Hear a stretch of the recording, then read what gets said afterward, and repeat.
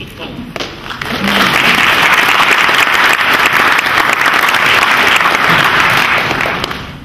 deference to my colleague, can you hear me okay? I find planning to be pure adrenaline.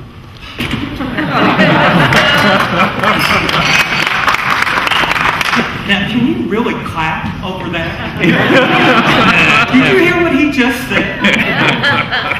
He gets a rush from planning? I got to be in one of your planning sessions. While he's doing this, anyone have fun doing architecture? Then why do we look so miserable? You know, I get down on the floor so I don't get the big view. But when I'm up here, it's tough. Y'all look like a bunch of miserable people. And so, because he's going to talk in regards to planning, I expect there to be an adrenaline rush and a lot of smiles on your face. Ron, thank you very much. Just quickly, we have never met before, and we had one conversation about how we wanted to present. So I'm thrilled at all the touch points you brought up. I hope that I can bring those touch points to closure with this presentation from a planning context. I'm thinking of planning as a journey. Ron said one thing that I want to stress. If you could just think of the word relevance as I'm going through this presentation. You made a really good point about architecture, about relevance, and that's where it comes to planning. So here's my presentation, Planning, Display, Daily Firefighting. By the way, I'm Bob Stauffer. I'm the President of Information Dynamics. In about 5 weeks, we will have finished up 15 years as a company, and looking forward to many more years to come. We are a management consulting company and latched on enterprise architecture back before it was called enterprise architecture. But we've been using that as a strategic planning process, strategic planning methodology, and I'm going to show you some of that success we've had today in the context of planning. Planning is essential. For those in the back room who can't see this, this cartoon came from my colleague Larry Helm from the New Yorker magazine.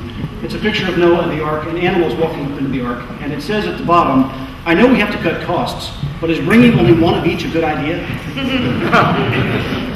This is an architecture problem if you think about it.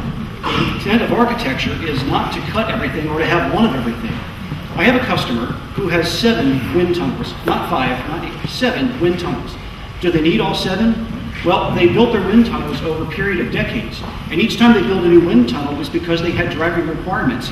And the existing wind tunnel couldn't fit the needs of the new, so they built new ones.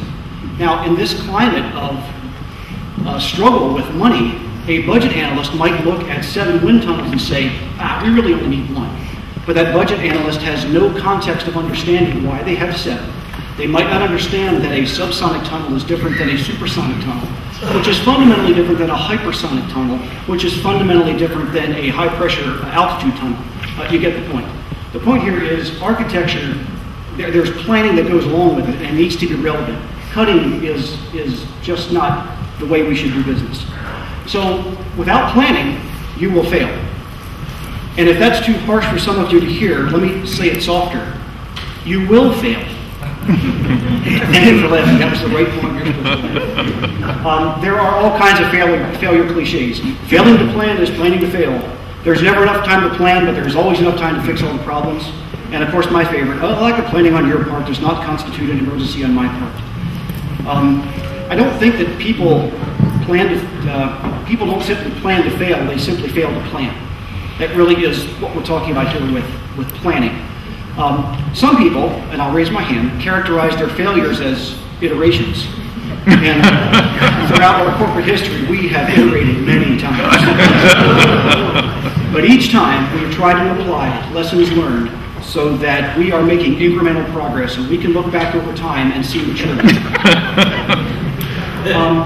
So let me talk about this very first one down here, good architecture and bad architecture.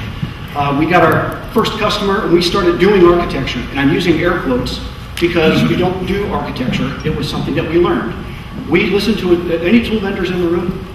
Any tool vendors? I have enormous respect for tool vendors and for modeling. I love modeling, but I'm about to be disparaging for a minute, so I just wanted to get that out.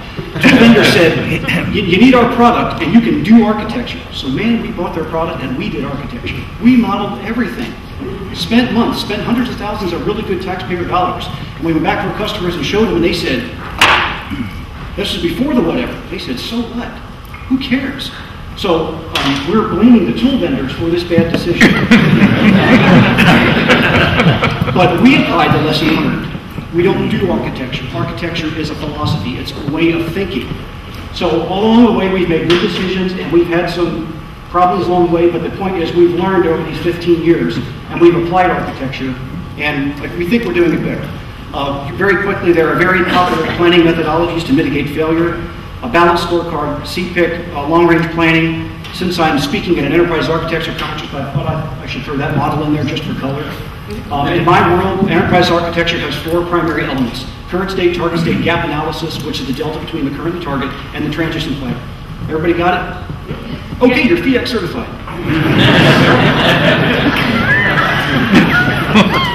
Are you giving out certificates? I got a little pin. And there are lots of others. I don't want to dwell on these. I just want to point out that, pick one if you want to plan. Seamless maturity from IT to strategy. In our career, we cut our teeth for enterprise architecture in the world of information technology. We go to many conferences, and by the way, I'm so privileged to be on this side of the podium speaking to my peers and colleagues here at a conference like this. We go to many conferences where the speaker says, EA is more than IT, and they do the fist pounding on the podium, and then they start talking about enterprise architecture in the context of information technology. I'm not going to do that, but I had to put it up here because it's important. We cut our teeth on information technology. The first spiral through, building IT systems and services, getting inventories of components, modeling systems, showing the alignment between systems and services, building a service catalog of IT capabilities. And the outcomes were policy, governance, methods, frameworks, common vocabularies, all those things that are foundational to enterprise architecture. What we decided to do was think, okay, we've done this, and this worked out pretty well, but I don't want to spend the rest of my career in IT. Can we do something with this that seems to be relevant? So our second spiral through, we focused, instead of IT, we focused on mission services. Mission is not IT. IT is an enabler for mission, but mission is not IT. In 2006, where's Felix? Is he in the room? Felix sponsored us for a federal, or an eGov award, federal best practice for pioneering something which our customer called enterprise architecture reviews. It is building a business case for looking at a significant investment, whether it be IT or whether it be a mission investment. And it's standard MBA stuff. It's looking at the ROI of an investment. Do you have a sound foundational understanding for the money? Do you have stakeholders that agree that you need this? Is your investment aligned with your capital planning process? Are you architecting first? Can you show how this investment maps all the way back to achieving one of your strategic goals? At the time, that was very popular, and so we did a number of enterprise architecture reviews on some major investments for our customers. And we were able to show over the course of time how some of these investments were irrelevant. And some of these investments were so critical that you can't leave them without crippling a national capability for this country. So we took enterprise architecture and what we learned here and applied it to here. And the outcomes were rationalized investments and integrated enterprise architecture integrated with capital planning. Today, we are doing something that is newer for us. There are DoD, DHS, certainly looking at strategic capabilities, but we are really trying to apply enterprise architecture in a planning context for executive decision making. What is strategic intent? What capabilities do you need as an organization? What capabilities exist? What is a strategic capability? So we don't quibble over definitions because architects love to quibble over definitions. Let me just say that I define a capability as a super aggregation of facilities, of people, of assets, of technologies to create something called a strategic capability. A strategic capability is something that is so unique that your company would go out of business if you didn't have it. Or as a nation, you could not fulfill some of the nation's goals if you didn't have this strategic capability. An example is one I pulled out of the 1958 Space Act for NASA. And it is something to the effect that you will figure out a way to carry living organisms through space. That is an example of a strategic capability. So we are exploring the use of strategic capabilities and capability portfolio management with our customers. But we couldn't have gotten here had we not cut our teeth on IT and figured out how to do EA here so we could do it here, so we can now do it here.